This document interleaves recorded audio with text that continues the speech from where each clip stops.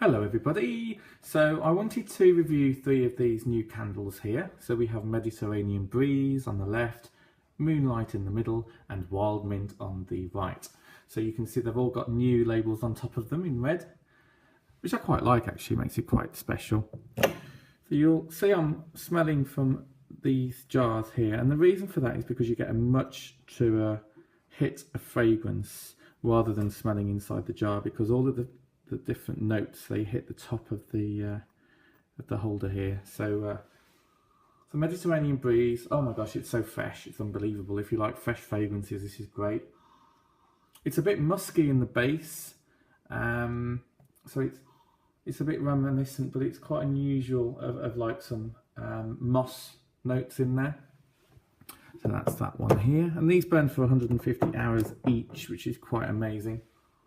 Moonlight is less dense than Mediterranean Breeze.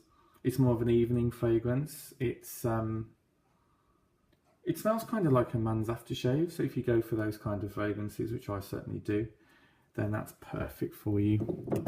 I'm going fresh again, but this time we're going into kind of the kitchen with Wild Mint. And do you know what? This is so authentic as a fragrance.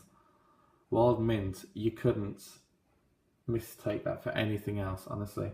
It's just pure, unadulterated mint, straight from the garden. It's absolutely perfect. Now these are known as the Yankee Candle large jars, for those people that don't know. And as I said, they do burn for 150 hours at a time. And before you start to light them, please make sure you trim your wick with preferably a wick trimmer, which I've talked about in previous videos. You can see I've got some bubbling on the top of there. Now you don't have to be concerned with that at all. It's all part of the fragrance. You can see kind of the mottling of the fragrance here.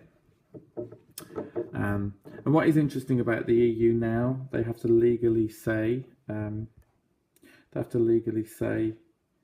the different ingredients of the fragrances. So just in case you're allergic for anything, just to make you aware of that. You can burn these generally 3 hours at a time. When you light them, you must always make sure that the molten wax hits the edge of the jar. Now that can take up to 3 hours generally.